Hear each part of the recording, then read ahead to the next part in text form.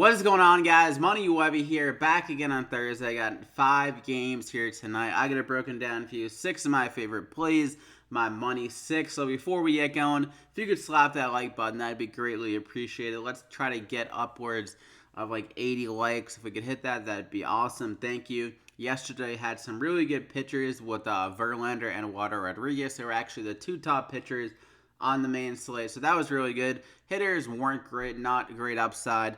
Benintendi, the only one that hit double digits with 13 DraftKings points, but at least we didn't get any zeros.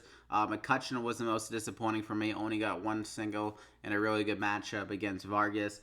And Mike Ford only got walked and got a run-in for 4 DraftKings points, and Pollock got a single and got driven in for 5. So at least we weren't able to hit the upside for the hitters, but at least we had a solid floor to go with the pitchers, I guess. I think the 6 plays totaled just over 80 DraftKings points. So it wasn't a bad night with the plays. Overall, pretty solid. So let's get into tonight. Hopefully our hitters and pitchers can do really well. A nice combination. I feel like it's either my hitters do really well and my pitchers do pretty good, or my pitchers do really good and my hitters are like, all right. Like, it never can just be both. It seems impossible. But let's try to get 6 amazing plays here tonight. So let's get into it, though. Aaron Nola, first up. He's been a little bit disappointing this year. But if you look at his game log, he has had 2 impressive starts. First against the Braves, 6 innings, only allowed 2 hits and had 8 Ks there against them. And that's a really tough lineup. So that was really impressive to me. At Colorado as well, he did allow 9 hits, but 9 Ks and 3 runs allowed in Colorado. Not too bad. 22 DraftKings points. And now he's going against the weakest lineup I would say he's faced all year in Miami. This team has been really bad against any pitcher, really. They've been striking out a ton. They have a 26.8% K rate versus righties, and Nola is a really good strikeout guy. Had a 27% K rate last season, so this is a solid price, I would say, for an elite pitcher last year at 9,100, going against a really weak Miami team.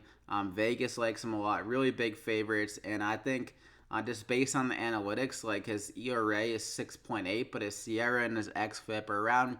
His SIERA is around 4.1 and his xFIP is around 4.3. So he's due for regression. He's pitching better than the numbers imply. And also, like, the biggest concern is that his home runs allowed happen a lot, like 2, 2, and 3. But going against this Miami team, they really don't have much power, I would say. So I like Nola a lot. I think he's going to be able to get a good amount of strikeouts, get the win, and have a much better start here and get in a groove, hopefully, against Miami. So I'm going to go ahead and lock him in there as my first guy. Then I'm going to go with Trevor Cahill at 7,500. A nice price tag considering the matchup tonight here going against the Yankees. This is a park downgrade for them.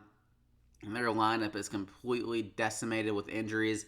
If you just look at all the guys that are missing, they're going to be without Aaron Judge now, Stanton, Aaron Hicks, Andujar, Didi Gregorius, and now Clint Frazier is on the 10-day injured list. So that's like probably 5 and maybe even 6 of their best hitters out now. Actually, Hicks, maybe not Hicks, maybe 5 hitters that are really solid for this lineup are going to be out. So this lineup is a completely different lineup. I'm not scared of it at all, honestly. I think Trevor Cahill can have a very solid start. We saw Felix Pena have a really good start last night. Not really good, but he had like 8 Ks in 5 innings, which is really good. So Trevor Cahill has a similar kind of K ability, has a good swing and strike rate around 11%. He had some good K stuff against Milwaukee this start here, 8 Ks in 6 innings, 25 DraftKings points, and that was at home as well.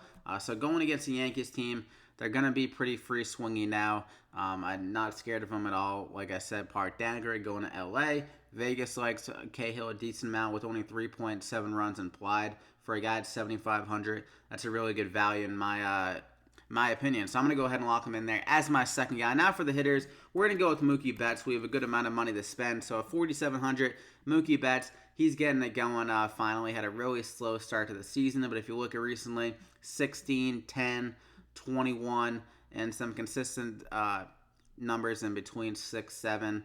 Not too bad. So I think in this start, he has a power-speed combo that you love with Mookie Betts. Going against Jordan Zimmermann, a guy that allows a good amount of home runs and he can be stolen on. Mookie in his career against him is 3 for 4 with the home run and 2 stolen bases. So not much sample at all, only 4 at bats, but still, like, he showed off the power against them and the speed ability with 2 stolen bases 2 of the times he's gotten on first base. So I mean, definitely ability is there. Zimmerman, like I said, allowing a lot of home runs the last 3 years, including this year, allowing 1.6, 1.9, and 1.6 home runs per 9. So definitely a guy that can be abused in this kind of matchup. So I'm going to go ahead and lock in Mookie there. A guy that's heating up, which was the MVP last year. I mean, that's a really nice price tag of $4,700 for a guy of his ability. And for my second guy, we're going to go back with Benintendi. He was solid enough last night in that leadoff role. Got us 5 at-bats, like I mentioned. Like, you always want guys that can get that can give you 5 at-bats, because just one extra plate appearance can make all the difference. And he gave us a double in, I think, like the 8th inning. So it was really came together there. And now going against a guy in Zimmerman, another right-handed pitcher. I always prefer Benintendi against righties. Obviously, has some solid power, and he has that speed ability against Zimmerman as well in that leadoff spot. So the 1-2 combo with him and Mookie, 2 guys that could get 5 at-bats with a Vegas run total of 5.6. The 2 leadoff spots are 2 of the best spots, obviously, to attack on a lineup. So I really like that little combination. So I'm going to go ahead and lock him in there as my second guy. I'm going to go with Mitch Haniger. He's having an extremely good start to the season. 7 home runs, 18 RBIs. He's been on fire recently. And biggest thing about his splits is that he's been killing left-handed pitchers. At a 652 WOBA against him to begin the season, and he's going against a left-handed pitcher tonight who's making his first MLB appearance. So there's going to be some jitters there. Haniger, one of the best lefty hitters so far to begin the season. It's going to be a tough out for the guy, I think. So I think Haniger can get to him. This is a really inflated price tag, I would say, at $5,600, but there's not many batters to choose from. I think Haniger has one of the best matchups on the slate. So I'm going to bite the price at $5,600. And hopefully he just goes deep and kind of pays up for it. So $5,600, Mitch Haniger, the guy has been smoking the ball against lefties, absolutely killing it. So I'm going to go ahead and lock him in there as my third hitter. And for my final guy, I'm going to go with Nico Goodrum here at $4,300. Another really good spot. Porcello has been absolutely terrible against the lefties to begin the season. And even last year or 2 years ago, he's struggled against lefties a lot, giving him a good amount of power and stuff like that. And so far this year, he's allowing a 535 WOBA to lefties. So lefties are killing the ball against them, hitting for a lot of ability. And Nico Goodrum, he had some really good power against the right-handed pitchers last year. 215 ISO against them. And so far at the beginning of the year, 2 home runs against righties. Not great. This could be a nice breakout spot for him going against a guy in Porcello that's really struggling.